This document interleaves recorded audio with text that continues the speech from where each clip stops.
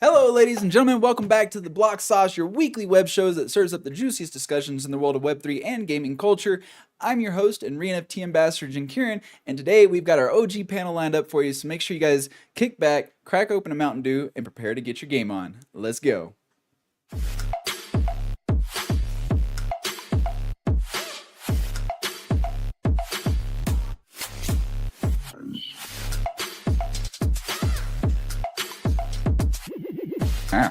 Do I look like what I look like? What's up, sauce enthusiasts? How are you guys doing?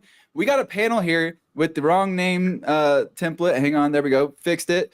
As usual, it's not a stream unless I screw something up. You guys know how this goes. So if you are not familiar with our panel, you need to go back and watch our last show because this panel should not require any introduction whatsoever. We got our OGs up here. How are you guys doing today, and how are you feeling to be back?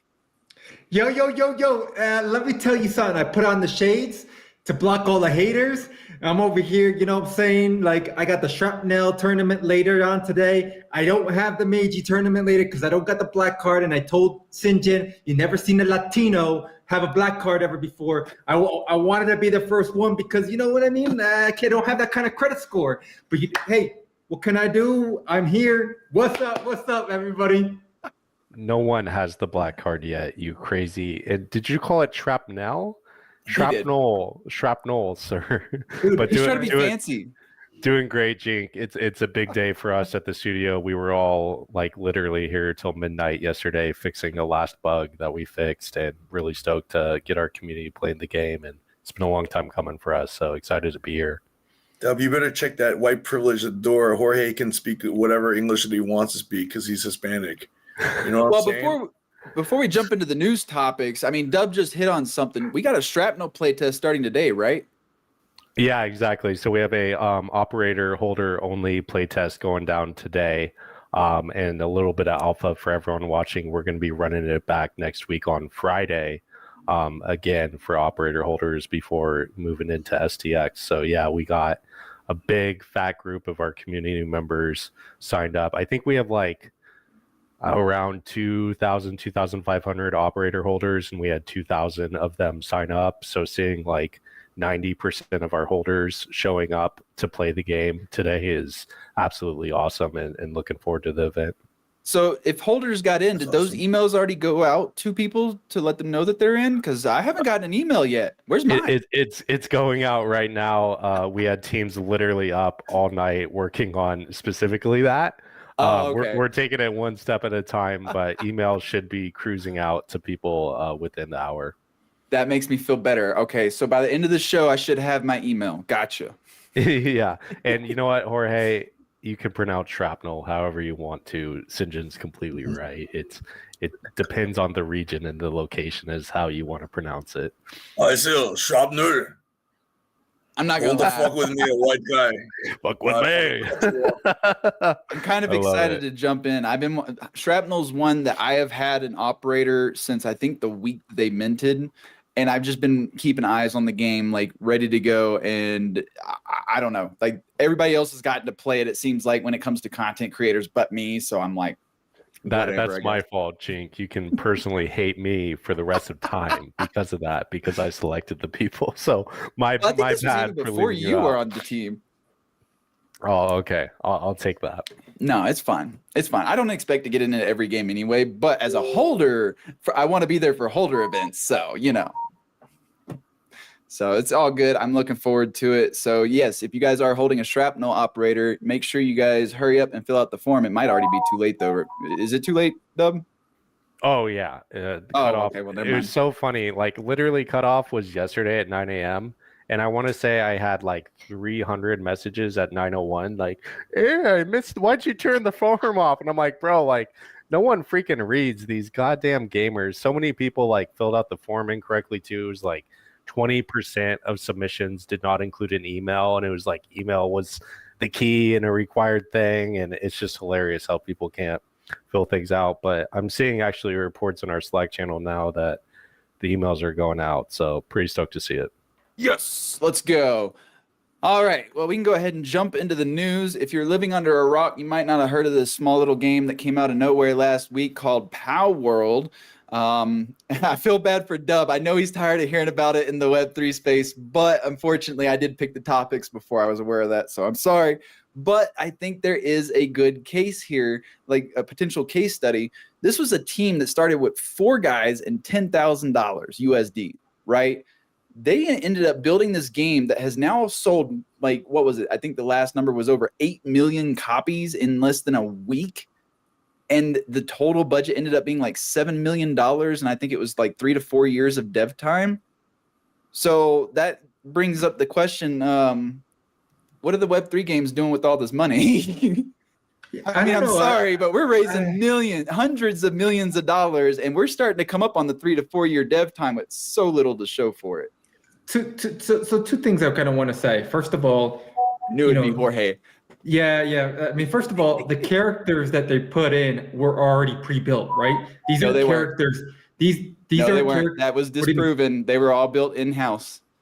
But I mean, it's Pokemon, bro. I mean, it's not like it's not very much different from it. I mean, what's different from it? You still have to develop and make all the models and rigs and everything if you're doing it in-house. It's still built from scratch. The design is inspired by others.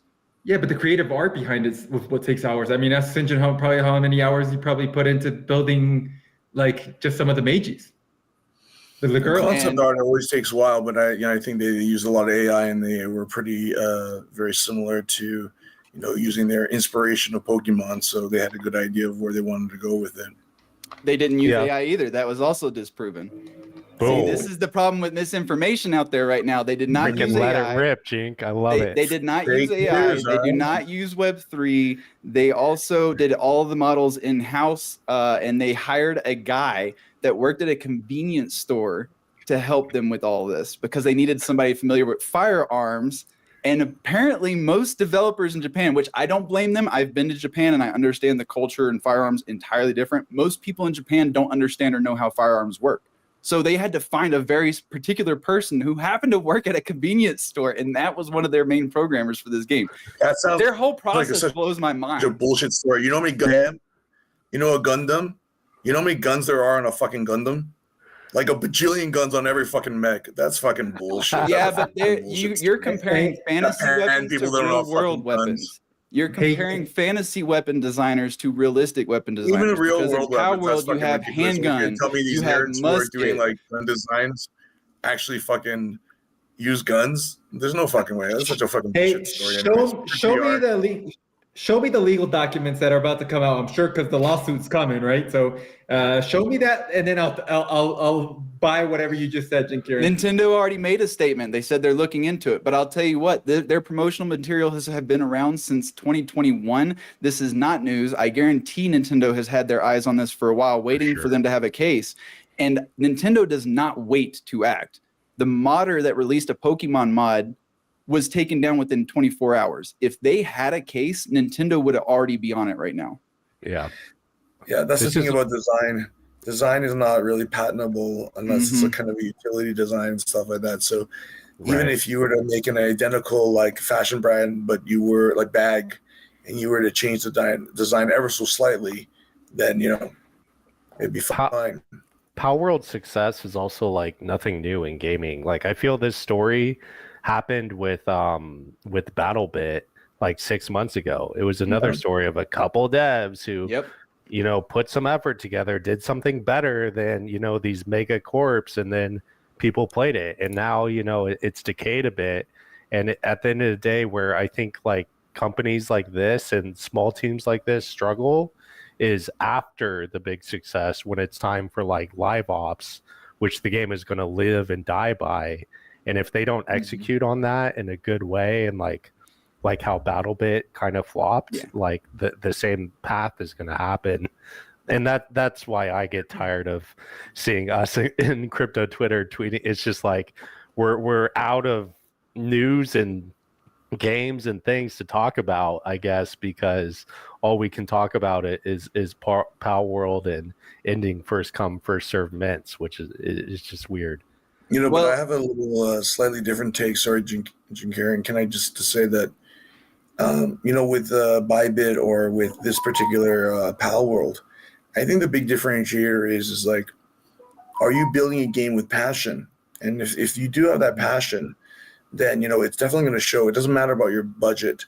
There were games, built like whatever, 20, 25 years ago that I have such great memories about playing because they were just so well done. Now, if we played them now, they would not be immersive because the graphics are not comparable. But at the time, I mean, in terms of the functionality of the game and how well it was thought out, there are games that I have such a euphoric memory of because they were made with such passion. I think that's really lacking in this industry, is that because mobile hyper games and stuff like this, they're so prevalent and they have such a big market share. And then the narrative is set out by like the, investor bros who are like, this is where you're going to make the most money, and this is what gaming really is. But I could give a fuck all about hyper casual games, right? Or party games or whatever like this, right? So it's nice to see that passion still rules. And I think for all the Web3 gaming companies that have raised all this money, right? Did they really have a passion for what they were building? And I don't think so, because a lot of these games that are in Web3 or in general, right? They're clones, or they're very easily digestible kind of narratives to say, okay, we are, like Pixelmon, or we're like whatever like this, and we're gonna and everyone eats it up. But the reality is, if you don't differentiate yourself on a really, really inspired level, right, your game is just going to be, compared, and maybe it'll be slightly funner for a while, right? But and it's just going to fade away to obscurity. And I think that's the nature of art. Gaming is that it is an art. It is production, right? More so than just mechanically doing it and following a formula. And you'll see this as a game developer. I'll see like other games, and I'll see that like, fuck, man, a studio made that. Like they basically outsourced fucking everything, right? Because it's not just a clone; it's like a subpar clone. The fun has been lost, so you're expecting to play it, and then you're expecting it to be fun. It never comes. It just looks like eye candy and stuff like that, and that's it.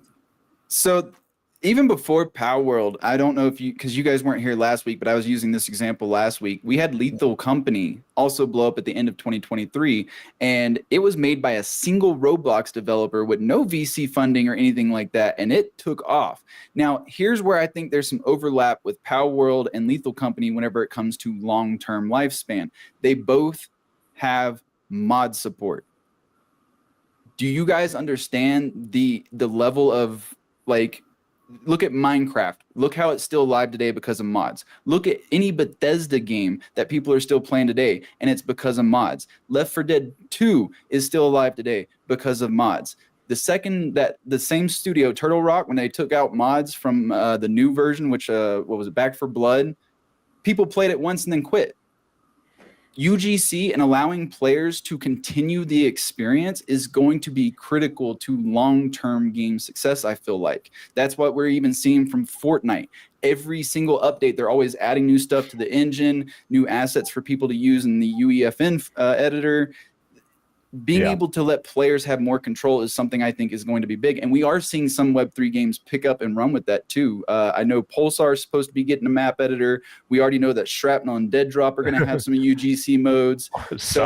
I mean, we're fully moddable, and exactly. It's huge. And for us, what's cool about moddable games in Web3 versus in Web2 is that we can create more enforceable, transparent royalty structures around these modded things to allow the financialization of that to not all end up in Epic's hands or whoever's hands, but to actually end up in the modders' hands and everything. And I'm looking forward to seeing how that narrative pushes Web3 gaming as more and more of these moddable games come online in Web3. And that's something that I've actually been preaching, because I used to make StarCraft maps way back in the day. I loved playing StarCraft. I made all kinds of game modes that the community loved. All that time and effort that I put into making those maps and game modes for people, I got nothing for it. I got a little praise from the community. That was it. But before I go on, we do have a comment real quick from Fruity Loops. Is it my impression, or is Sinjin looking younger? Sinjin got a new camera. It takes off about 20 years. Yeah, I did get a new camera. Peyton said that I needed to get a new camera, so I did.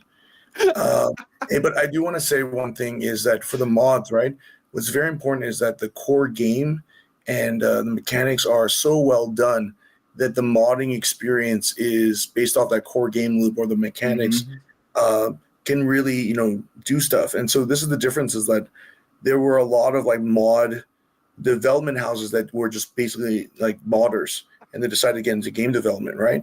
But when they had to do their own mechanics, they just couldn't do it. So it's one thing to create a mod based on like mechanics that are already very polished, that are 5 years, 4 years done, and whatever. And there's another thing to do them when it doesn't really even work within the core game. So then making a UGC is like you just subpar tools, right? So there's something to be said there. I mean, the core game has to be fantastic for the mods to really inspire people to really move forward with it, right?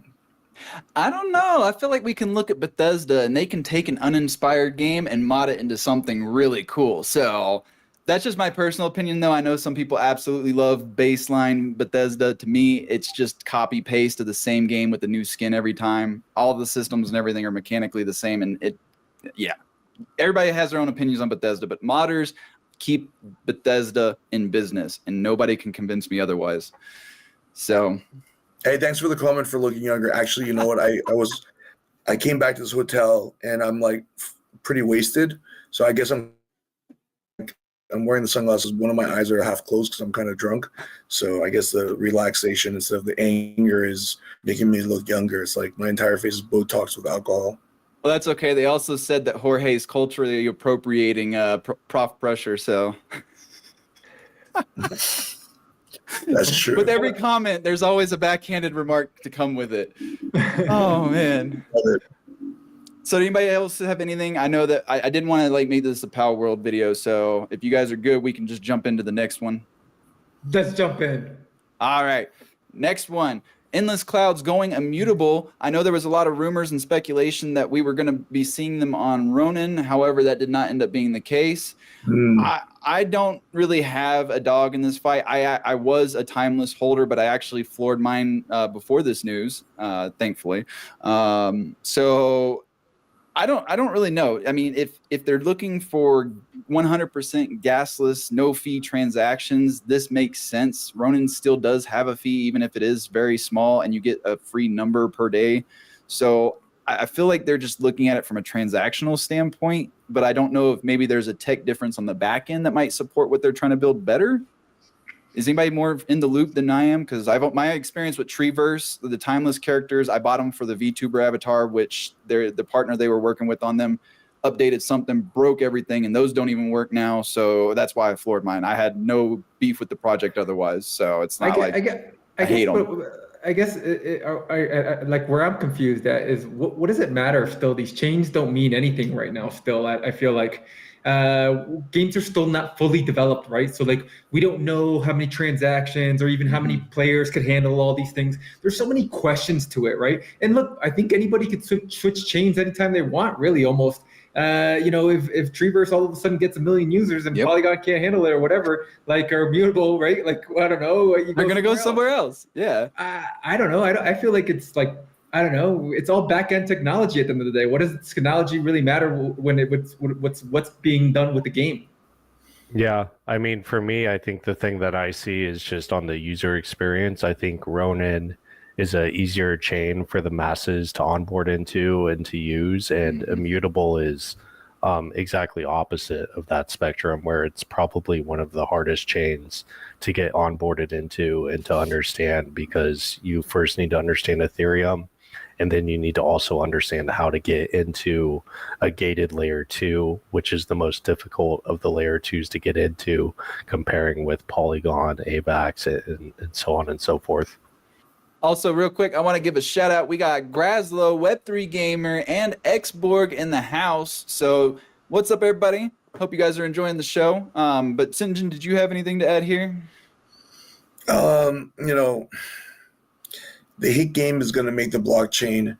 I haven't found, this entire thing about like zero fees, instant finality, come build on us. We're going to give you extra value. There's another chain side that just launched, right? It's a layer 3, I think, on Arbitrum or something like this.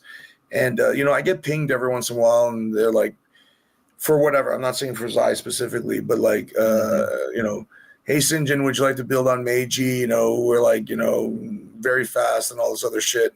And I'm like, okay, even if you're EVM compatible, and let's say you're not, right? You giving me a grant of 100K is fuck all for me to like build out what I need to build out to even switch over from EVM.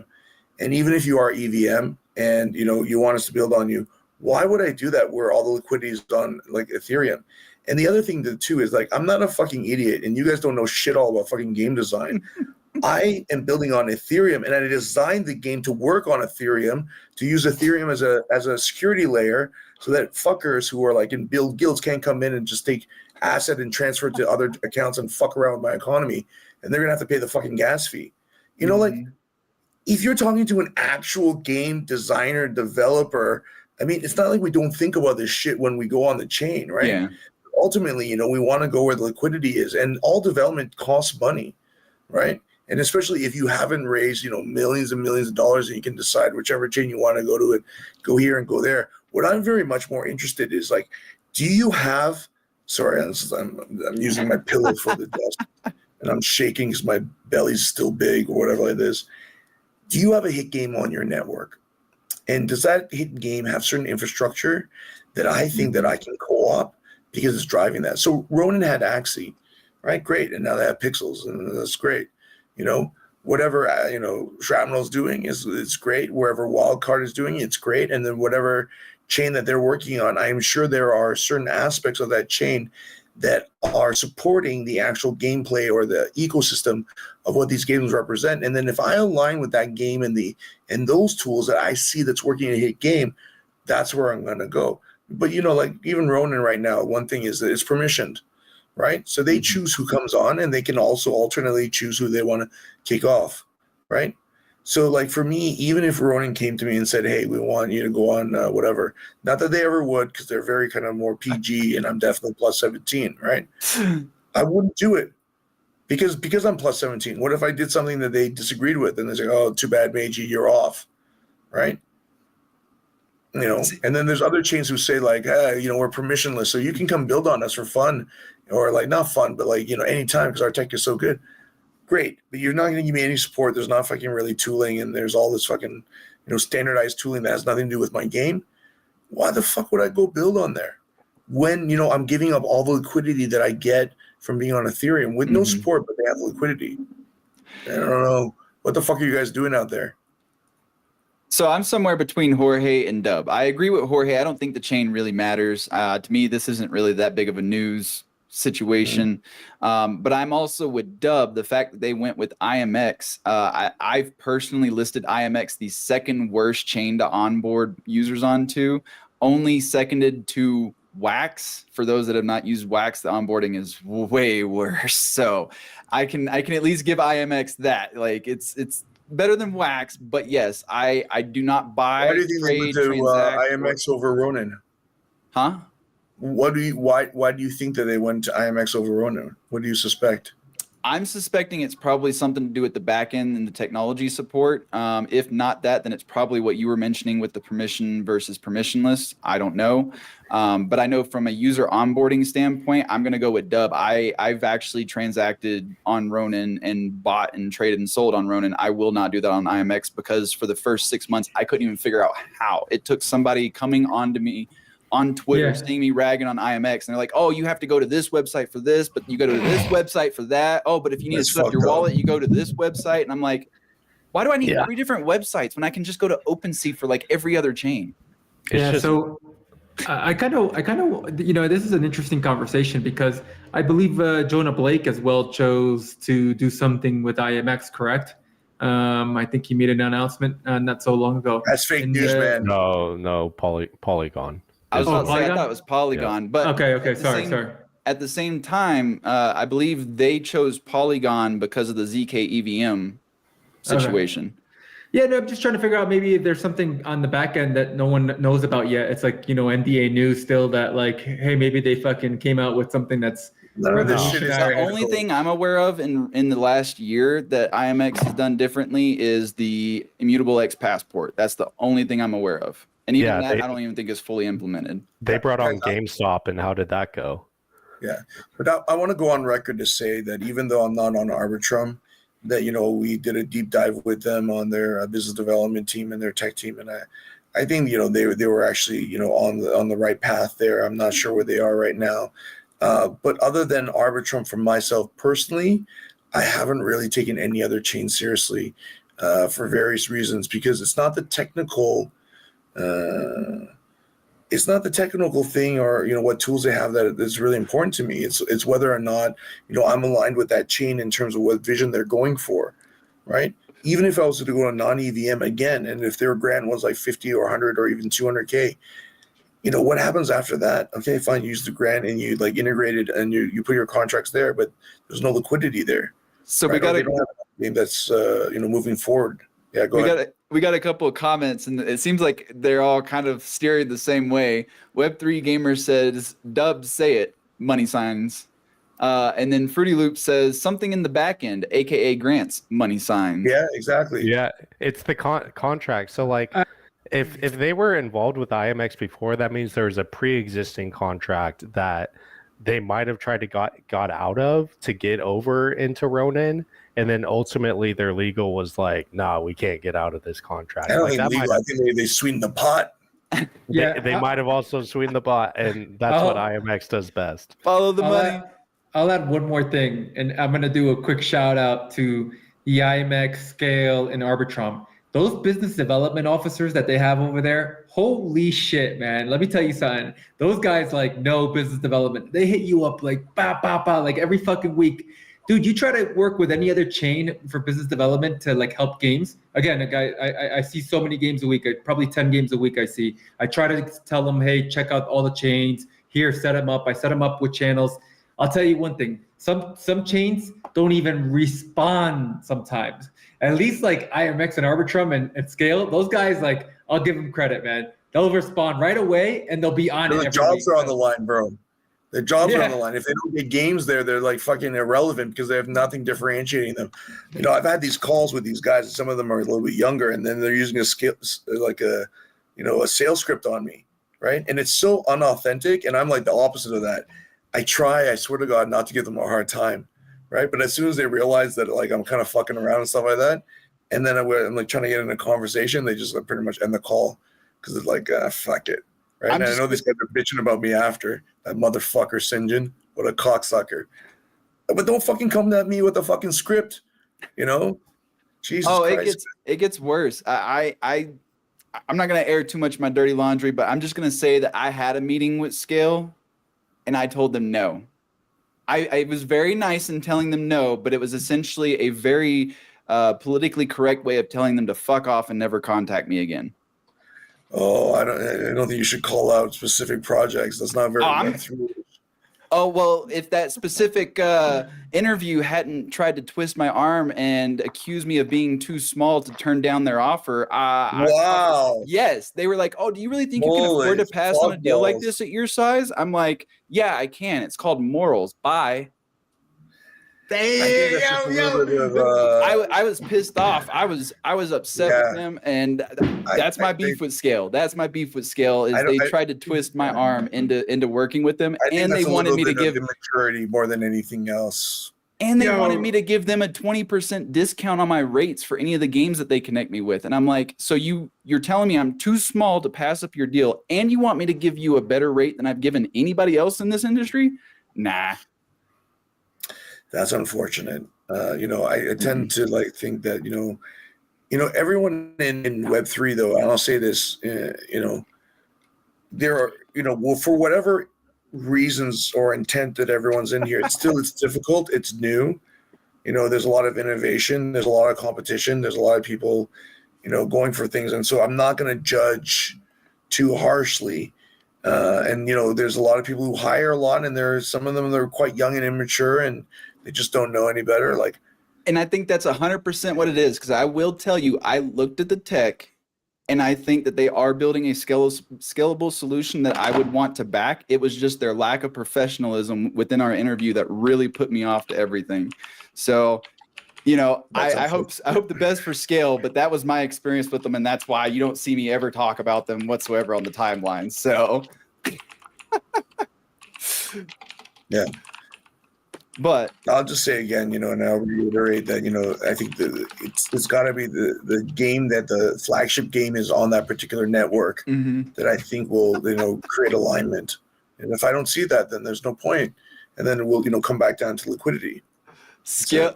You got Jorge over there trying to instigate and light the fire. He wants to get Scale on the show. I can even tell you who told me that too, but assuming they still work at Scale. But actually, that's another funny thing you said that right now. Actually, I think Scale has gone through like a lot of turnover. Like they go through a lot of like rotating door there. So I don't know. That's again, it was sign. It was a specific individual. It was not all of Scale. So I want to make sure that I clear the air. I have no beef with all of Scale. I have a beef with the person that was doing their content creator relations. That reminds me. I just heard the story of this one individual who works for a fairly prominent consultant called this major AAA Web3 gaming studio and was like, yo, bro, like, what's going on? Like, can we do this shit together? And, the guy was like very familiar with this other guy. And it was like, what the fuck? I can't remember where I heard the story, but I think I just heard it like a few minutes ago of like, staffing issues and just a lack of, professionalism at times. Wonder who that could be. I'm not going to pretend to be the most professional individual ever either. Let's be honest. Like, we all have our moments, but when you're lining up a business meeting, keep it professional in the meeting. Just teasing everybody. Yeah, right. That's not how I roll. Well, you guys have a different work culture. I'm getting a cramp from the alcohol. So, old man's got to sit up. All right, here we go. So I'm assuming that's whatever. Like, it seems like we're all in consensus. Like, the change shouldn't matter. We don't really know why they chose Immutable, and we wish them the best of luck. Sounds about right. I wish everyone the best of luck. Always. All right. So we can go ahead and move on to the next one. So I know Xborg is in the chat. Don't get me started with Xborg. Don't get me started with that. I love Xborg. They're the best. What's wrong with Xborg? They just partnered with Ninjas in Pajamas. I love Xborg too now. I used to hate them.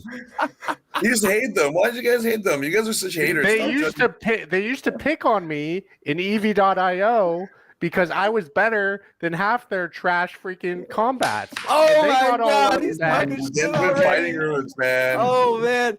Yo, they're gonna set up a team for Shrapnel and they're just gonna annihilate everybody. Hang on. No, we gotta get Xborg. Throw your best player. Let's get a Dub versus Xborg 1v1 going. No, don't do that. Dub is just gonna get annihilated by the Xborg. Admit your fighters. It's just not fair. Hold on. Who do we have behind the Xborg account? Because then I'll know if I could talk shit. Because that's like actually the reason. I just realized that I don't even know who it is. I can't even talk shit if I don't really know who it is. I know a lot of the Xborg guys. They're really cool. They're really solid. I love. They're one of the best Web3 project esports teams in the Web3 space. I think why I like shout out to all of them. Yeah. Jorge, they said that it's Connor behind the. Even more weird. Oh, dude. We got to get Connor on the show. That's what we need to do. Yeah. He's a fantastic guy. I think the biggest thing why I like Xborg is because they're competitive gamers, and that's obviously my background. Like. Mm-hmm. Through and through. And so there's a lot of alignment when I talk with them that it's not like they have an agenda when they talk with me. It's like we're just discussing things and good things come out of those discussions because I think we're aligned. And, maybe my definition of what a gamer is a little bit narrow at times, right? But Xborg is one of the communities that Meiji is very aligned with just because not financially or anything like that, but just like in terms of ethos, Yep. Likewise from Shrapnel too. Yeah, so I know that we were talking yesterday, Sinjin, about guilds and DAOs in the Web3 space, and my opinion was that most of them are pyramid schemes. Xborg, if I were to join a guild or DAO, is probably the one that I would pick as of right now. My experience with them has been nothing but positive. They are definitely competitive gamers, and they seem to be more about the games.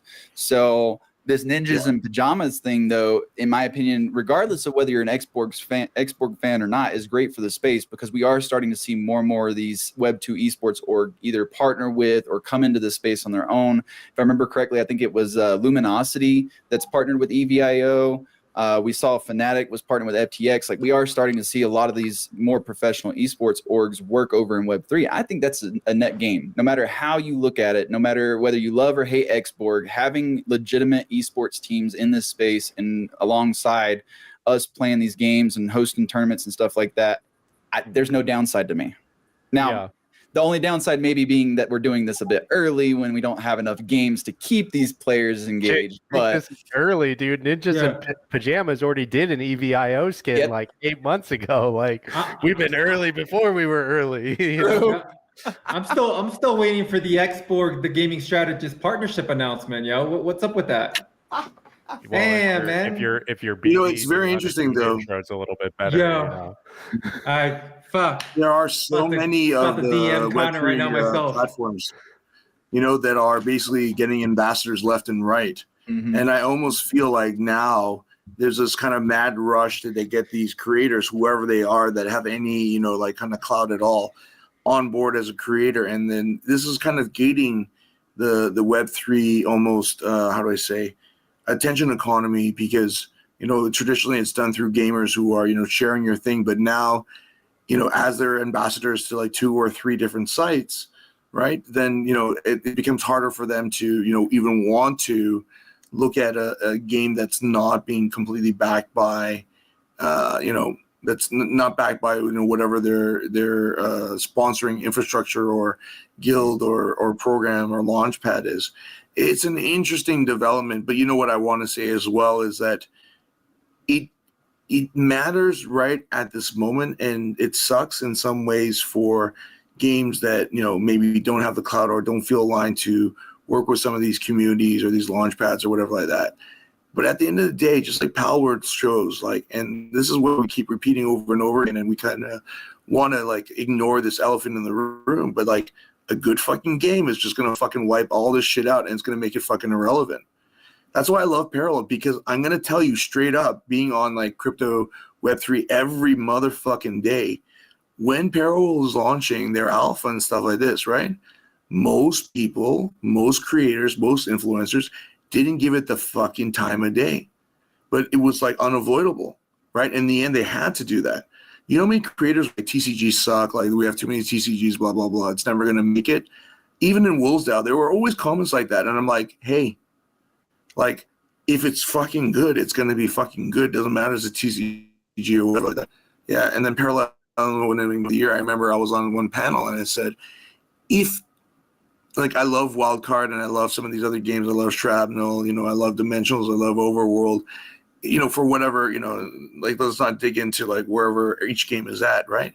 But I said, if we call Parallel does not win Game of the Year, then all the panels a bunch of fuckheads, it's totally just fucking bullshit, right? For where they're coming at and what they've done and the fact that they're playable and they have their shit in order.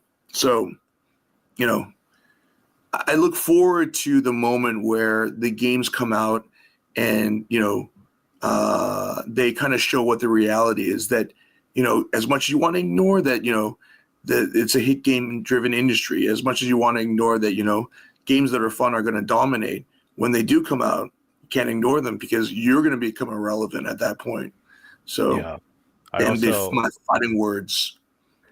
Since we mentioned Parallel, I just want to give a warning to them because they're on my naughty list, because they minted Planetfall cards about 2 months ago and they're still not in the game, which I expected them to be in the game by now. Wow. And also with the win percentages of whoever goes first is still a bit skewed. And damn it, Koji, you need to fix it and get it right so this thing can go viral. And I can't wait for that to happen. And that's why they're on my naughty list. Well, it's just funny that Sinjin mentioned that. Yes, it's funny Sinjin mentioned that because I'm one of the ones, I actually had a pinned tweet once upon a time that's I'm not interested in sports games, TCGs, yada, yada, because they all felt like copy paste.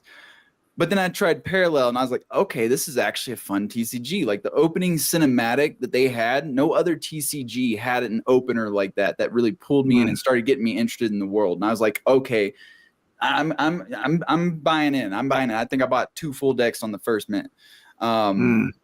And then, of course, we had STG football come out, and I got to play in the content creator tournament for that. And I actually had a lot of fun playing that. So I was like, dang, there's a sports game over here that I'm enjoying. So I actually took down that pinned tweet because at this point, I don't know when somebody might actually surprise me within a genre. So even though I'm sitting here we have 100 TCGs, okay, well, what's each one doing different? Because if each one is doing something that excels, they can still pull an audience exclusive to them.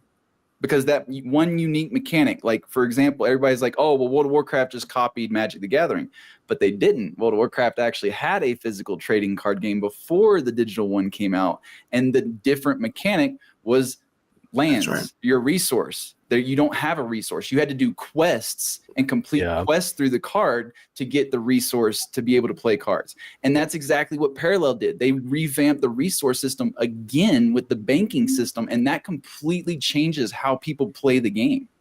It reminds me of the Nemots too, and how they had their own unique art theme that felt like Nickelodeon to a way. And then you also had the card creator element to it, which was totally different. And definitely room in the space for everybody. The thing about it is it's not just community. It's not just influencers. It's not just a token.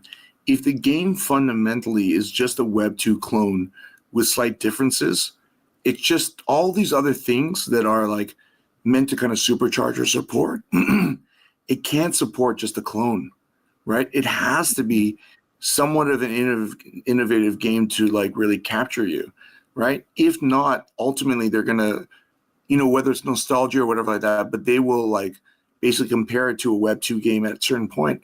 And then what are they going to choose? They're going to choose the Web 2 game, unless they have, your token and they have your bags. But are they going to really play it, or are they going to hope for some big change where, it just turns around for their bags, right? I guess I get to shill Mixed Mob here because, again, very unique, right? Trading card game with racing. I'm very TGS has always aligned with products that are like, there and it's unique and there's great founders behind it. There's an actual product to market. So, I've been very excited about being able to work with them. And again, these are the type of things I love to hear, is because you guys are looking for unique. You guys are looking for something that is going to be, the game loop is completely different and everything. So, yeah. Well, here's the thing. You don't have to be 100% wholly unique, but you need to own it. And I think Power World is a great example of this, because clearly they copied elements from Ark Survival Evolved. They also copied elements from Pokemon, but they owned it, put it together, and made it their own. And I feel like that's what we're missing. Even the games, and I was talking about this in Graslow's space last night, even the games that are building off of Lyra, it's placeholders right now, right? This is early. They're probably marketing too early, and we're being harsh because that Lyra base may not even exist a year or two from now. Yeah. Why are we being harsh when like they should? Why are they even releasing it like that? It's the build in public ethos. Like, I really like what Keyreverse did with this, because they fully started on Lyra, everything. And I specifically remember, this is just a Lyra kernel. And I was copy pasting someone else's opinion from crypto Twitter. Then I went and played the game, had a bunch of fun, and then watched them build in public and push updates. And then all of a sudden there was dope ass animations in between doing stuff, which was not from Lyra, was from them actually doing stuff. And I got to play as a basey for the first time, and I didn't even own one, and I thought that was awesome. But I don't know that game in particular, but can I just say, look, there's a thing in the game development industry called potato chips, okay? You get one, you get another one like this, right? Like, you take a base and you can put a whole bunch of fucking potato chips in the game, and it makes it feel like it's a special game. But it's just a fucking potato chip. It's like an endorphin hit. It's just something nice, eye candy or whatever like that. The reality is, like, in Web 2, when you set out to do your game, all the polish and the fun comes out in the last 10% of that process, the last few months, where you have the core, engine and the base, and then that the fun is there, and then you kind of flush it out, right? And then you use like the polish and everything else to that to kind of accentuate that and create the immersion, right?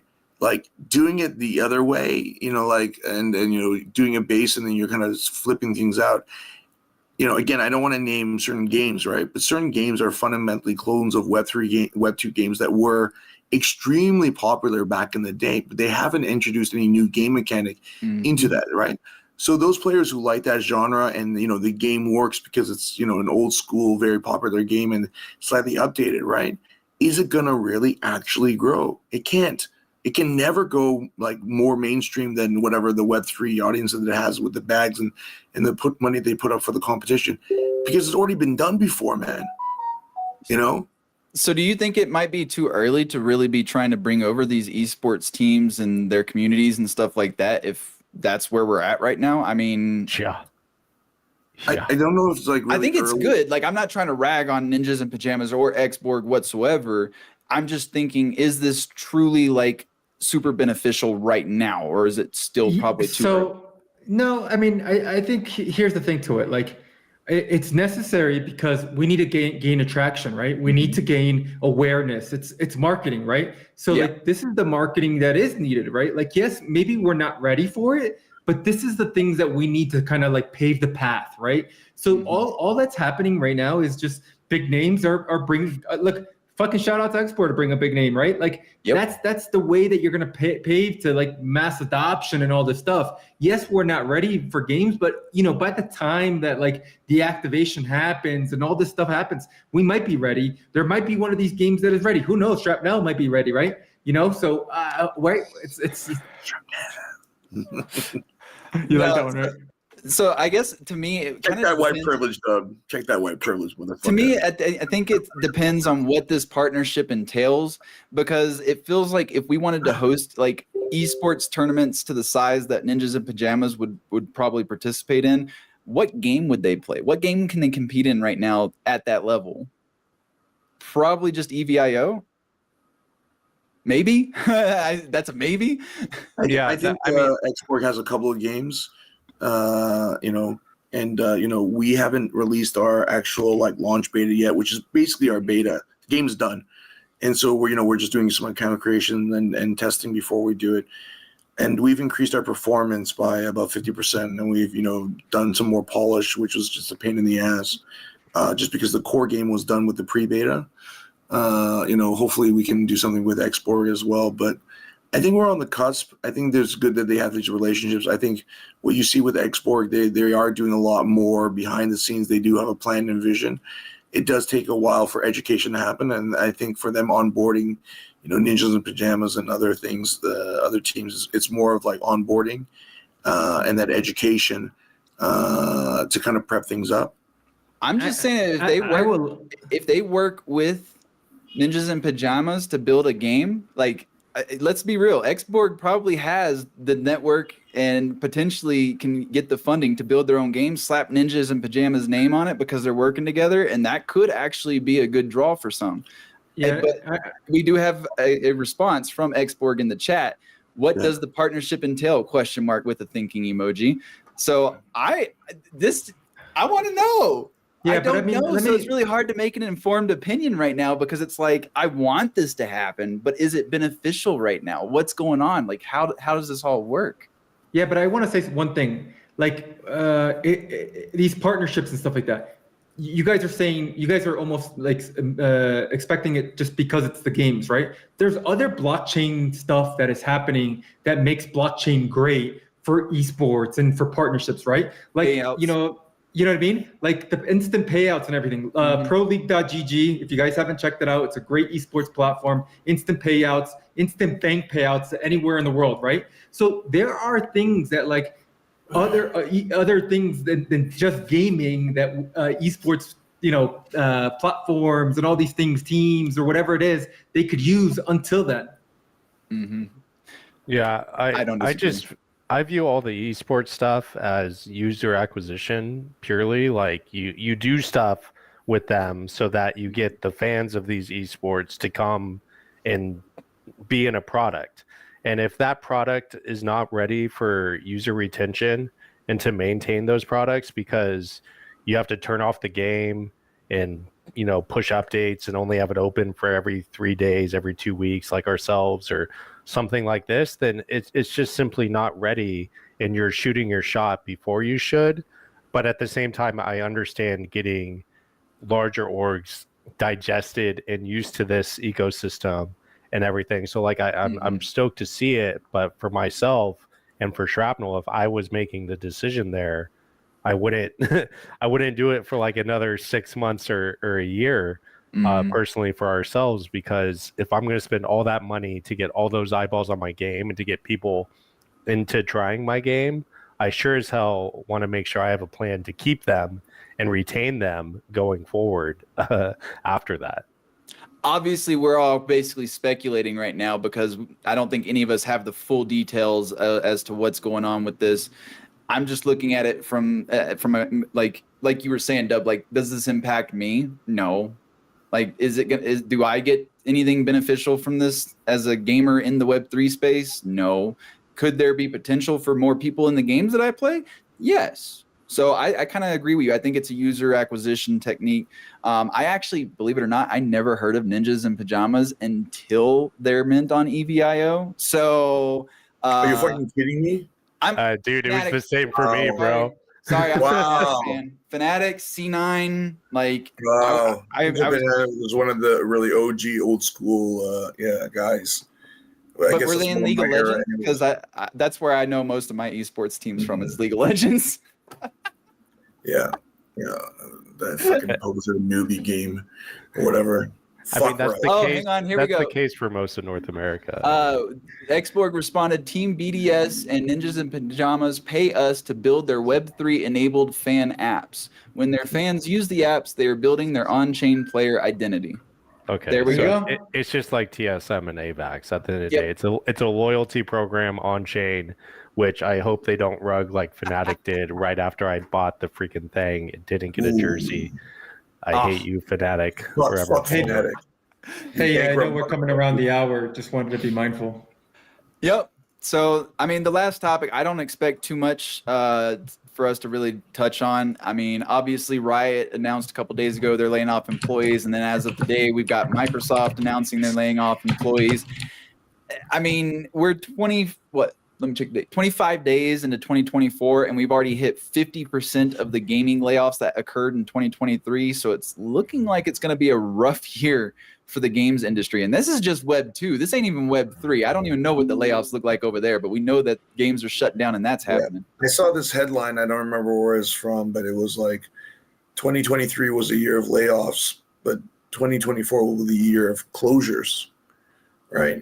So, I'll say this is like one major part of my thinking about Web3 is that, we talk about players and ownership and stuff like that, but being a Web2 game dev is brutal because the game goes into live ops, right? And then suddenly like 80% of your team's ejected and you're done, right? So like in terms of like job security or like relocation, and the thing is like being a game dev, like you crunch hard, and you really don't always get compensated for how much you crunch. And let's say the game doesn't do well, right? Well, then it's kind of like you put all this time in for whatever reason it hasn't done well. I think with Web3, in some ways, everything is like this continual live ops, but also there's this ability for revenue to keep coming in as long as, the community is there and the interest is there. And then you're able to kind of build upon things rather than just like ship it as almost like this box game and then it's done and dusted, right? And we got a comment from fellow game developer Graslow. The gaming industry will continue to grow, but average team size will shrink, in my opinion. I'm going to have to agree here because as AI becomes more of a used technology and we see these applications like Unreal 5 start to streamline certain processes.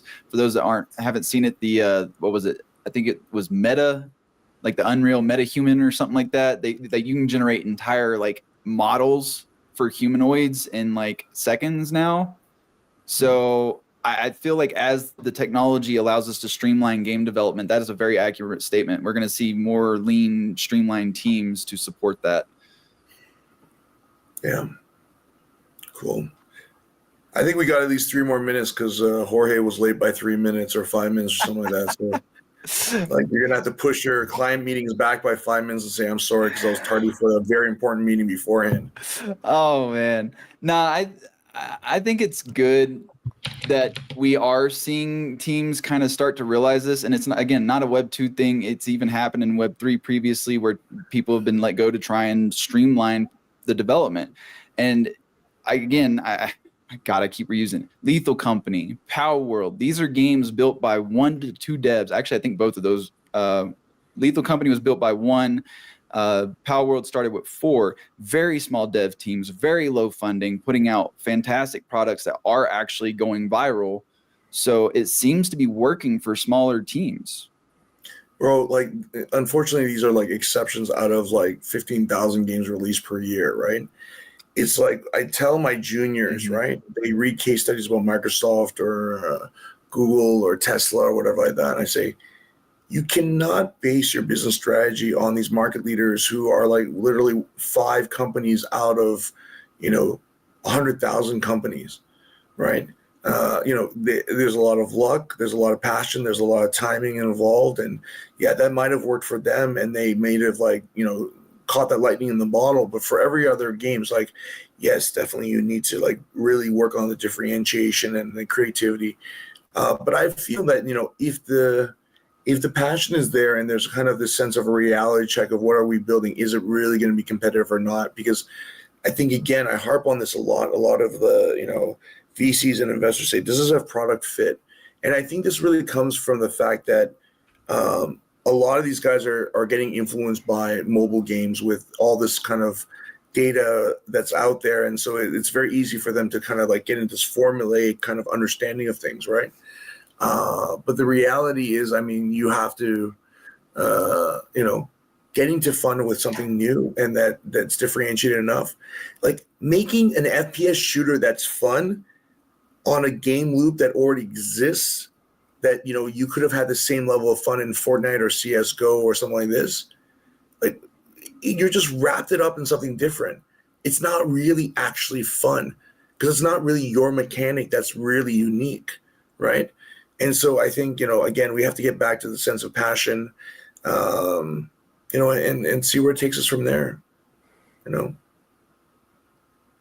going to agree with that, because on the flip side of that same coin, we can look at Riot, and yes, Valorant's doing great. League of Legends has always done great.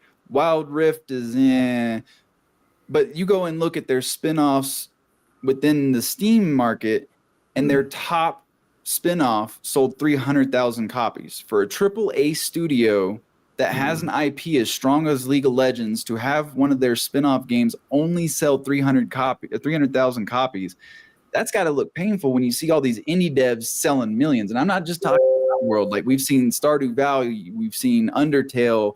Like, this is something that has consistently happened years in the making, of indie devs just coming out of nowhere with something unique, passionate. They did it just for fun, and it blew up. Whereas these AAA developers with millions, if not billions of dollars, are launching games that aren't getting near the attention. Luck is a huge factor in that. Time is a huge factor in that. So essentially, I agree with you, Sinjin. Yeah. It doesn't matter whether you're indie or AAA. It's all roll of the dice and hope something rolls in your favor. So do anybody have anything else to add to the layoffs? I mean, I think at this point, everybody just kind of foresees this kind of happening throughout the year. Especially, I mean, if anybody's watching and is looking for a job, hit me up. I'll help you out. Jorge, the marketing or the networking man. So before we leave, we got one last comment from Fruity Loops. Every day this week, waves of layoffs were announced across industries. Across which one is more scrutinized and has more coverage? So it sounds like gaming is getting scrutinized, but other people are being laid off across other industries. I feel like that's a fair take. I feel like why do we focus on gaming layoffs, but what about the layoffs in the tech sector, like Apple and stuff like that, or the layoffs in the farming industry? Like, why is it gaming gets the most attention? I don't think it does. I mean, obviously, we're in a bubble in many respects, right? So we're focused there. But I would also say that most people think that because gaming is somewhat recession-proof, right? Then why should be these things? And then you were like, it's growing year on year. Why are these gaming is still quite healthy? It's still growing, right? Like, why are these layoffs coming? And I think it depends on which sector they're coming from. Like PC, console, I guess, but mobile and hyper casual, no. But they're even fighting harder and harder and harder with more and more competition, and the acquisition costs are kind of getting insane as well. But still, people are still making the money because they're throwing the money at it, but whatever. Eventually, we're going to run out of franchises and ideas and stuff like that. And I guess not that Web3 solves it, but at least in Web3, there is this kind of idea that we are trying to innovate on the sense of like open economies and ownerships and so on and so forth. Well, we're definitely past the hour. So does anybody have any final thoughts before I run through the wrap up? Also, we got one more comment from Xborg. We should share. This is a very cool show. We should share it with our communities. I agree. And if you guys want to bring Connor on the show, or somebody wants to come up, hit me up, because I'm pretty sure I can make that happen. I'm just saying. I think Connor would be a great addition. Yeah. Just replace So final thoughts. A replacement for who? You? Yeah, bring Connor on and replace me. And then I'll be in the comments. Can't You're just gonna replace instigate. You're just gonna instigate. Dub, you would have gone to black card if you and Dub had taken off your shirts and danced that time when you're in the tub at the Shrapnel House. Absolutely. So, you know what? Stop with the teasing and all this stuff, man. No, man, bro. Just do it. I wouldn't have got the black card because I don't know why I didn't get the black card, but I you know what? Well, no one's got the black card yet. Let me tell you something. People are going to be surprised. It's okay. You know what? Because of old Italian thing, I got the black book. Jorge, I hate to cut you off, but I gotta go. I got my email. So I got some gaming to do this afternoon. Sorry guys, I gotta wrap this up. So that's gonna be a wrap for us, ladies and gentlemen. This was another great episode of the Block Sauce. I'm so glad we were able to get the OG panel up here this week. Thank you guys again for taking time out of your week to join us. Of course, we couldn't have done it without all of our amazing viewers and supporters. Your engagement and passion fuel our drive to bring you the hottest topics and thought-provoking conversations week after week. Remember that the sauce never stops flowing. Stay connected with us on social medias. We do have a website. It's right there.